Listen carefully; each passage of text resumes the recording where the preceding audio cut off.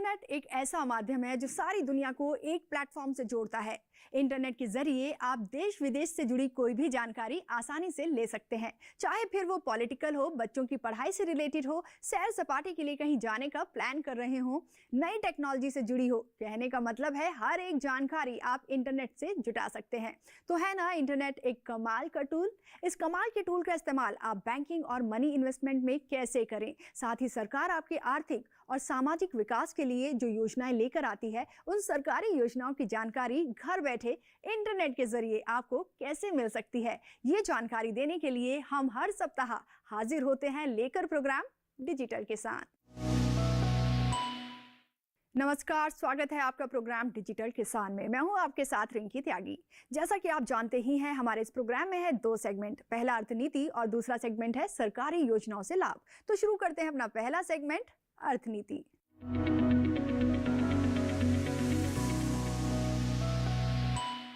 आज हम अपने पहले सेगमेंट अर्थनीति में बात करेंगे इनकम टैक्स रिटर्न की। भले आप इनकम टैक्स पे करते हो या नहीं, लेकिन इनकम टैक्स क्या है ये आप और हम सभी जानते हैं। लेकिन हम में से बहुत सारे लोगों को इनकम टैक्स रिटर्न की कम ही जानकारी है। इसलिए आज अपने पहले सेगमेंट में बात करेंगे इनकम टैक्स रिटर्न की। और इस जानकारी को देने के लिए हमारे साथ स्टूडियो में मौजूद हैं the institute of chartered account of India के central council member Gyanchandra Mishra.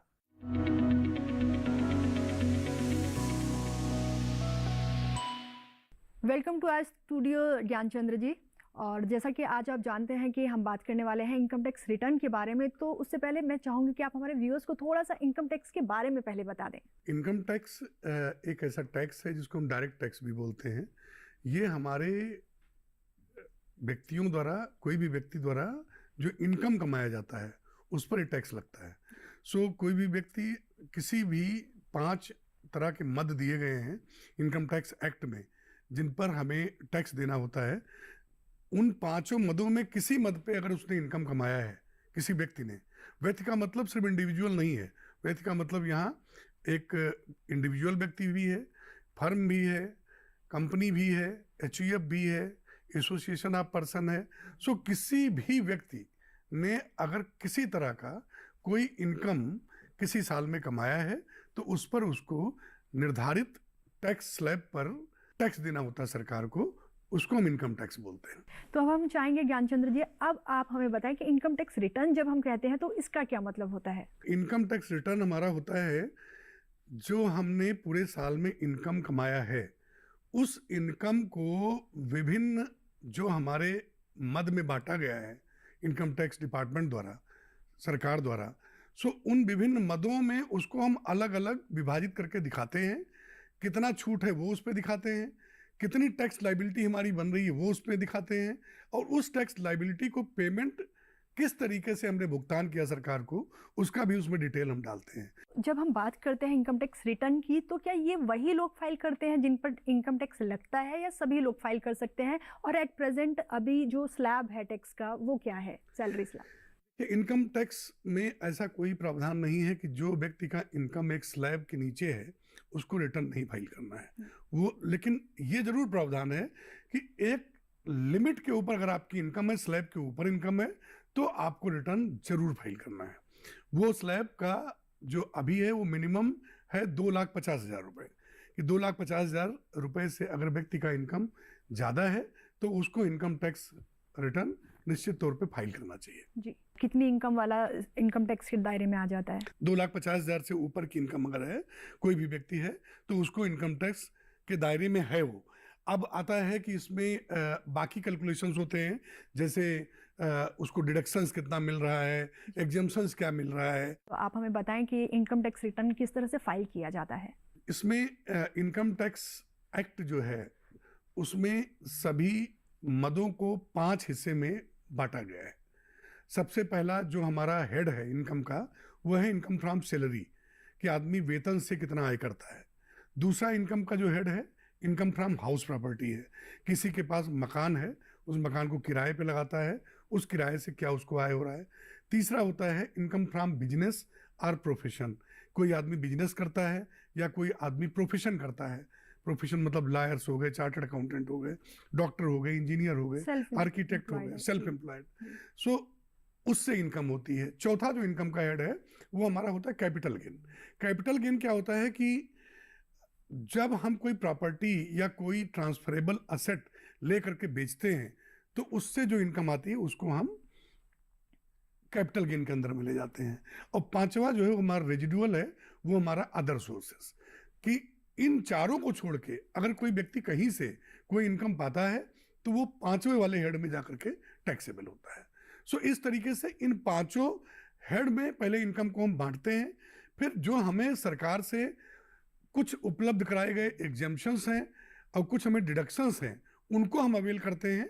इसके बाद में हम जो टैक्स लाइबिलिटी कैलकुलेट करते हैं नेट में, फिर उस लाइबिलिटी को हम डिस्चार्ज करते हैं। तो क्या इस रिटर्न को हम उसमें भी फाइल किया जा सकता है ऑनलाइन तरीके से, या ऑफलाइन तरीका ही कारगर रहता है? अब ऑफलाइन तरीके का रिटर्न अब कोई नहीं फाइल होता है, अब सिर्फ ऑनलाइन रिटर्न फाइल होता है। हर आदमी का इनकम टैक्स में एक login ID password, login ID और पासवर्ड जनरेट होता है और वो उसके बिहाफ पे ही उस साइट के अंदर एंट्री करेगा, फिर अपना रिटर्न वो वहाँ पर फाइल करेगा। जी। और वो किस तरह का फॉर्म है, उस फॉर्म का क्या नाम होता है जब हम फाइल करते हैं? तो मैं चाहूँगी आप हमारे व्यूअर्स को एक बार अच्छे से इसके बारे में बताएं। देखिए, फॉर्म एक ऐसा विषय है कि वो हर व्यक्ति पर एक जैसा फॉर्म नहीं लगता। उसके लिए भी सरकार ने अलग अलग तरह के फॉर्म दिए हैं। अगर कोई व्यक्ति सिर्फ सैलरी कमाता है, इसमें फॉर्म नंबर 1 से लेकर के 7 तक है। कोई सिर्फ सैलरी कमा रहा है तो उसके ऊपर दूसरा फॉर्म लगेगा। कोई सैलरी प्लस हाउस प्रॉपर्टी है तो उसके ऊपर दूसरा फॉर्म लगेगा। कोई सैलरी प्लस बिजनेस है या हाउस प्रॉपर्टी है या अदर सोर्सेज है, तो सबके फॉर्म अलग अलग हैं।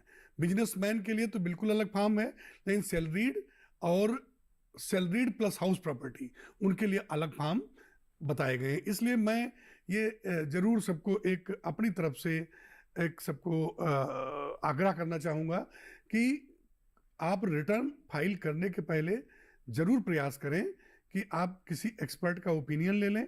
अगर एक्सपर्ट ओपिनियन नहीं ले रहे हैं तो आप इनकम टैक्स साइट में भी रिटर्न का पूरा प्रोविज़न है, वहाँ जाएंगे, वहाँ पर भी आपको बताया जाता है कि आप कौन सा फॉर्म आपके ऊपर अप्लीकेबल है, उस फॉर्म को देख करके फिर आप रिटर्न फाइल करें।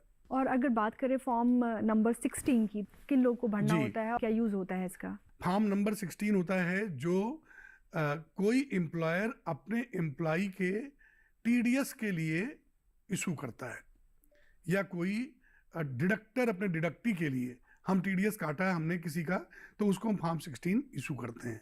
सो बेसिकली वो हमारा एक एफिडेविट होता है इस चीज़ का कि हमारा इस संस्थान के साथ इतना टीडीएस कटा हुआ है।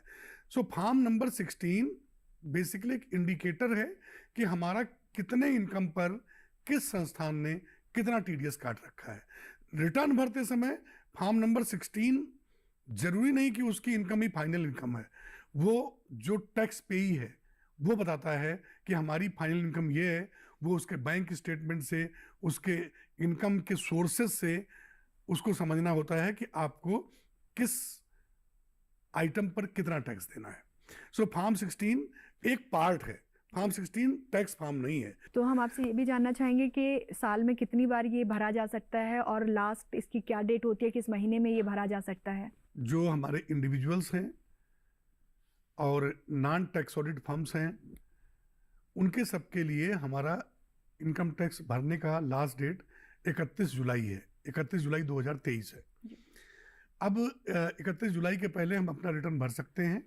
अगर हमारा कोई रिफंड बन रहा है, मान लिया हमने टीडीएस ज़्यादा जमा कर दिया है और सरकार को हमें टैक्स कम देना है, तो वो टीडीएस मेरा एक सेंट्रल प्रोसेसिंग सेल है, वो कैलकुलेट करता है और फिर वो टीडीएस जितना हमारा ज़्यादा जमा हो गया है उतना हमें वापस करता है।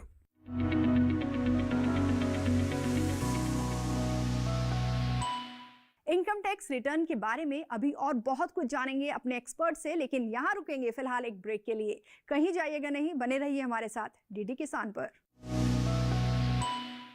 किया उजागर आज इसने, कल भी होगा सफल। हैटरगा सुपर साथ तो प्रगति है हर पल। 2 दशकों से किसानों का सबसे भरोसेमंद खरपतवार नाशक सुपर काम, भरोसे का नाम टरगा super. Welcome back to our show digital Kisan. तो आज हम अपने पहले सेगमेंट में बात कर रहे हैं इनकम टैक्स रिटर्न पर। तो लेते हैं कुछ और जानकारी अपने एक्सपर्ट से।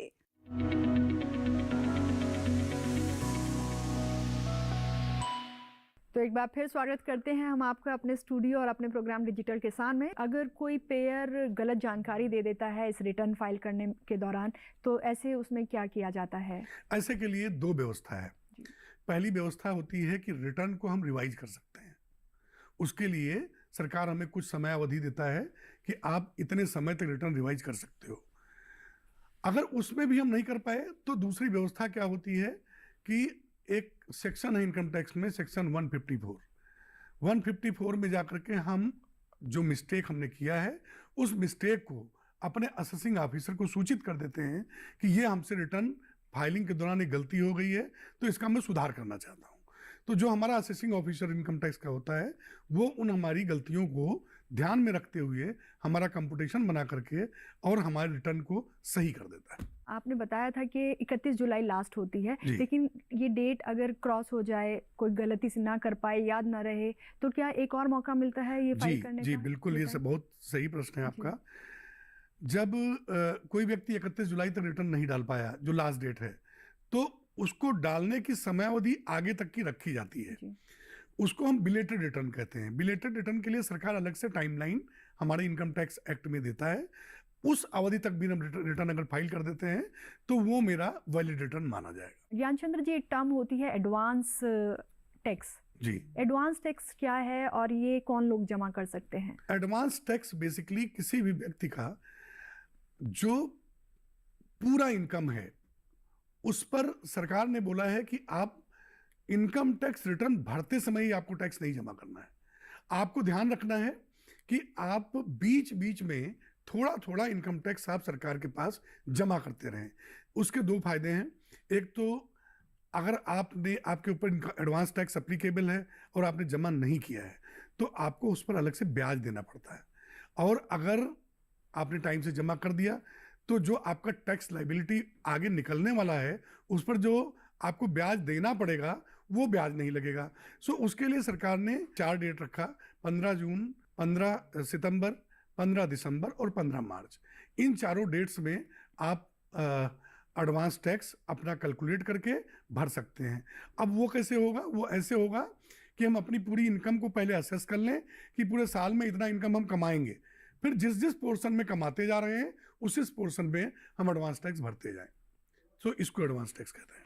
ज्ञानचंद्र जी, कभी ऐसा होता है एडवांस टैक्स जब हम जमा करते हैं तो ऐसा होता है कि वो ज़्यादा हमने जमा कर दिया तो फिर वो रिटर्न मिल जाता है हमें, या फिर वो मतलब एक बार जमा कर दिया तो फिर अगले साल में चला जाता है? एडवांस टैक्स आपने जितना जमा किया है और आपकी टैक्स लायबिलिटी अगर कम निकलती है तो वो पैसा आपका उसी साल में रिफंडेबल बन जाता है।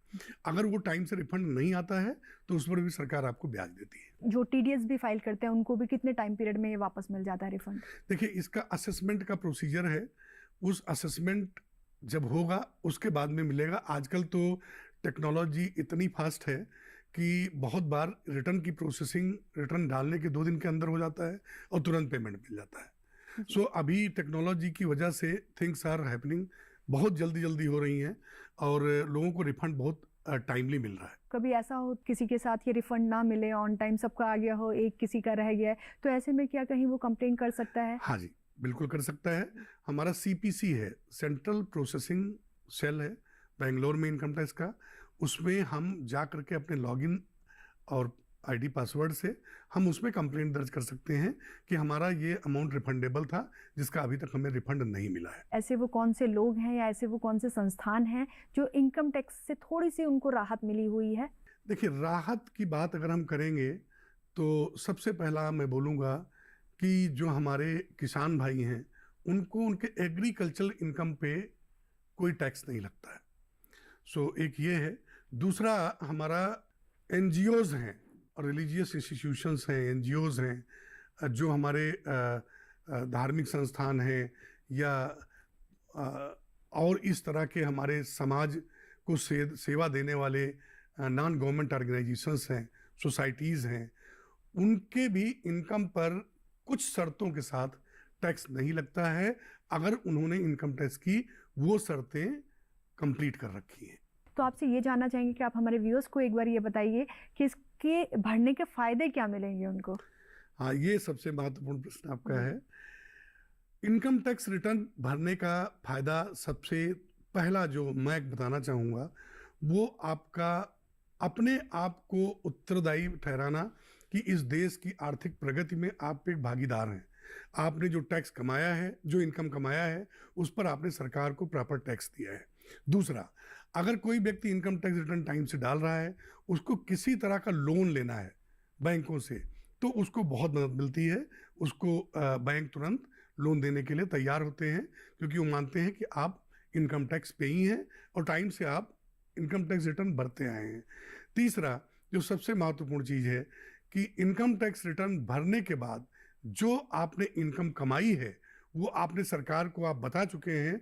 सो आपके मन में कोई डर नहीं रहता है कि हमने ये इनकम छुपा के रखा, सरकार को नहीं बताया, इसलिए आगे हमें कोई समस्या हो सकती है। सो ये 3 मुख्य फायदे जो मैं आप सबको बताना चाहूँगा इनकम टैक्स रिटर्न डालने का। इनकम टैक्स जो है वो फाइल करना चाहिए, जैसा कि सर ने कहा कि ये एक अच्छे और जिम्मेदार नागरिक की पहचान है और हम उम्मीद करते हैं कि आप इस जिम्मेदारी को बखूबी निभाएंगे। आप अगर उस लैब में आते हैं तो आप इनकम टैक्स ज़रूर फाइल करेंगे और साथ ही जो TDS का सर ने बताया कि आपको बहुत सारे बेनिफिट्स मिलते हैं। अगर आप उस दायरे में नहीं भी आते हैं तब भी आप इनकम टैक्स रिटर्न ज़रूर फाइल करें।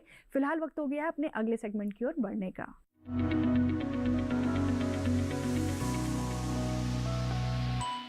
We need to give importance to skill development because this way we can end unemployment. यानी अगर बेरोजगारी से लड़ना है तो हमें कौशल विकास को महत्व देना होगा और ये बात बिल्कुल सही है। इसलिए आज हम अपने दूसरे सेगमेंट में आपके लिए लेकर आए हैं एक ऐसी योजना के बारे में जानकारी जिसका लाभ उठाकर बहुत सारे लोगों ने खुद को स्किल्ड कर अपने लिए रोजगार के अवसर खोज निकाले हैं। क्या है योजना का नाम, बताएंगे आपको ब्रेक के बाद, तो बने रहिए हमारे साथ DD किसान पर। किया उजागर आज इसने कल भी होगा सफल, है टरगा सुपर साथ तो प्रगति है हर पल। 2 दशकों से किसानों का सबसे भरोसेमंद खरपतवार नाशक सुपर काम, भरोसे का नाम टरगा सुपर। एक बार फिर स्वागत आपका हमारे प्रोग्राम डिजिटल किसान में। तो अपने दूसरे और आखिरी सेगमेंट में आज हम बात करने वाले हैं प्रधानमंत्री कौशल विकास योजना की, जिसे शॉर्ट में PMKVY के नाम से भी जाना जाता है। तो रुक करते हैं एक बार फिर अपने एक्सपर्ट ज्ञान चंद्र मिश्रा का और लेते हैं योजना से जुड़ी पूरी जानकारी।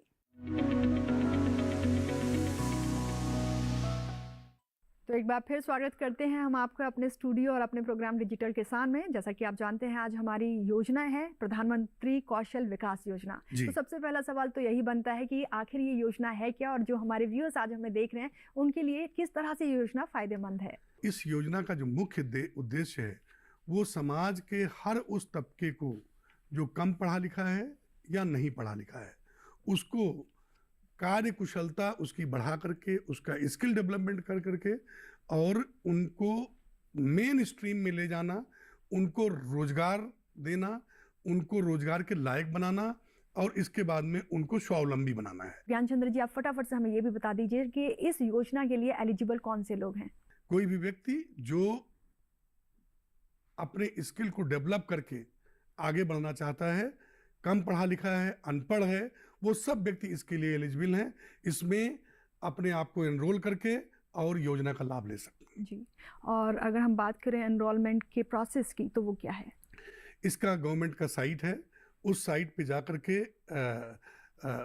व्यक्ति अपना यूजर आईडी पासवर्ड बनाएगा और एनरोलमेंट करवाएगा और एनरोलमेंट के बाद में उसको कहाँ पे ट्रेनिंग लेना है, किस सेगमेंट में ट्रेनिंग लेना है, वो उसको एलोकेट होता है और उस जगह जा करके वो अपना ट्रेनिंग ले सकता है। एनरोलमेंट के दौरान क्या कुछ डॉक्यूमेंट्स की ज़रूरत पड़ सकती है, वो भी आप? एक हमारा आधार कार्ड मुख्य डॉक्यूमेंट है, एक एड्रेस प्रूफ हमें देना होता है, एक हमें राशन कार्ड देना होता है, एक हमें पैन कार्ड अगर उस व्यक्ति के पास है तो पैन कार्ड देना होता है।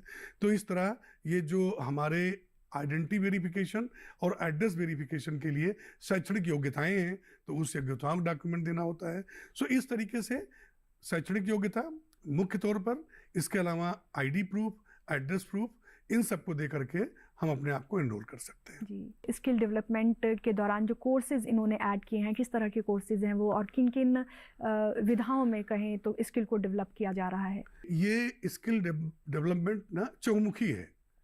ये उद्योग जगत से लेकर के सेवा जगत तक हर तरफ इसका इस विकास योजना के माध्यम से इसमें ट्रेनिंग दी जाती है। जैसे मैं आपको कुछ नाम बताना चाहूँ, जैसे हम उद्योग जगत में जाएं तो हमारा प्रोडक्शन से रिलेटेड सुपरवाइजर की ट्रेनिंग लेना, हमारे छोटे मोटे उद्योगों से संबंधित जैसे मत्स्य पालन है, जैसे हमारा मधुमक्खी पालन है, जैसे हमारा स्टील प्रोडक्शन है, जैसे हमारा फैब्रिकेशन है, जैसे हमारा बढ़ई का काम है, लोहार का काम है, ऐसे चले जाइए आप ये इंडस्ट्री सेगमेंट में। इसके अलावा सेवा जगत में आप जाएंगे तो सेवा जगत में हेल्थ केयर से रिलेटेड बहुत एरियाज़ हैं जहां आप ट्रेनिंग ले सकते हैं। इसके अलावा आप जो आजकल हम लोग समाज में देखते हैं कि बहुत हमारे परिवार के, हमारे भाई, हमारे नातेदार, रिश्तेदार बहुत बार देखते हैं कि वो असहाय हैं, उनको कोई सहायता करने वाला घर में नहीं है, हर व्यक्ति अपने नौकरी पेशे में लगा है।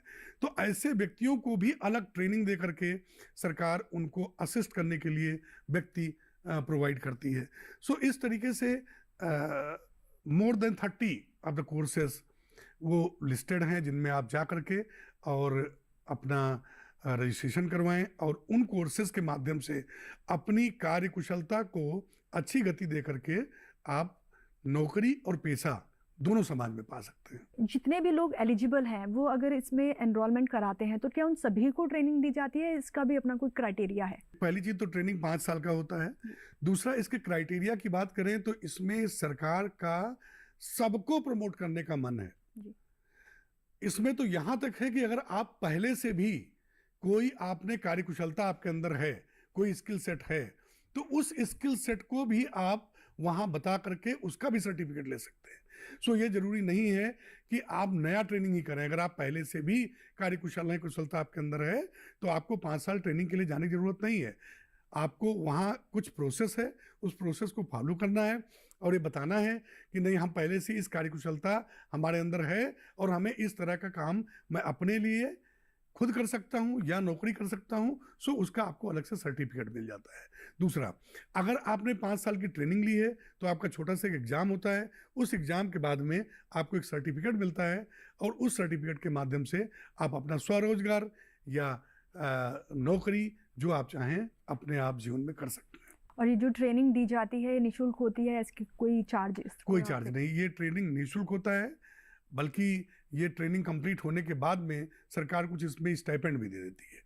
आपने बताया कि जो सर्टिफिकेट दिया जाता है उसके बाद फिर आप अपना रोज़गार आपको कहीं मिल सकता है या फिर आप अपना खुद का बिजनेस भी इस्टेब्लिश कर सकते हैं। क्या इसके लिए किसी तरह की कोई सब्सिडी सरकार देती है? किस तरह से मदद करती है आगे सरकार? जी, ये बहुत महत्वपूर्ण प्रश्न है। पुनः, अगर आपने किसी स्किल डेवलपमेंट प्रोग्राम को किया, आपके पास सर्टिफिकेट मिल गया, तो सरकार ऐसे लोगों के लिए बैंकों में अलग से योजनाएं ला रखा है। जैसे मुद्रा लोन है, तो स्किल्स के अलग और लोन होते हैं।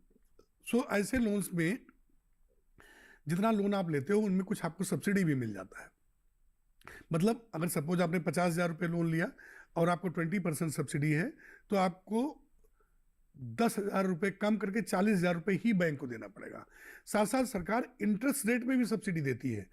जनरल बिजनेस करने के लिए अगर हमारा इंटरेस्ट रेट 9%, 10%, 12% है, तो उसमें सरकार आपका इंटरेस्ट रेट 7%, 6%, 8% कुछ भी बैंक आपसे चार्ज करेगा, क्योंकि आप छोटे बिजनेस हैं, आपको अभी ग्रो करना है, कार्यकुशलता और स्किल सेट के लिए आप आगे जाते हैं। सो इस तरीके से सरकार ने ऐसे बिजनेस उद्यमियों के लिए आगे रखा है कि वो आगे आएँ और subsidy in terms of principal जो मूलधन है, subsidy in terms of interest rate, दोनों का लाभ ले सकते हैं। सपोज करिए ज्ञानचंद्र जी, किसी ने अपना बिजनेस लगा लिया और वो किसी वजह से नहीं चल पाया और उसने वहाँ से लोन लिया हुआ है, उस कंडीशन में किस तरह की मदद सरकार देती है? लोन लेके अगर आप बिजनेस कर रहे हैं तो सरकार उसमें अभी कोई ऐसा स्कीम नहीं है कि वो उसमें लोन को माफ़ करे। क्योंकि लोन बैंक दे रहा होता है, हालांकि वो सरकार के कहने पे दे रहा होता है, लेकिन टाइम टू टाइम सरकार ऐसे जरूर रूल्स लाती है कि जिसमें कोई उद्यमी अगर इस तरीके से फेल हुआ है तो उसको कुछ उसकी आर्थिक नीतियों के तहत उनको छूट दी जाए। क्या कोई ऐसा हेल्पलाइन नंबर है या कोई ऐसा संस्थान है जहां जाकर सीधे तौर पर कोई शिकायत है या कोई इन्फॉर्मेशन हमें लेनी है तो हम वो दर्ज करा सकें? कस्टमर केयर नंबर है, वो है 8800055555। इस नंबर पर हम फ़ोन करके इसके बारे में पूरी जानकारी ले सकते हैं कि किस किस तरह की योजनाएं हैं और हम अपने आप को कैसे रजिस्टर करें, कहाँ ट्रेनिंग करें, इसके बारे में पूरा जानकारी इस पर ले सकते हैं।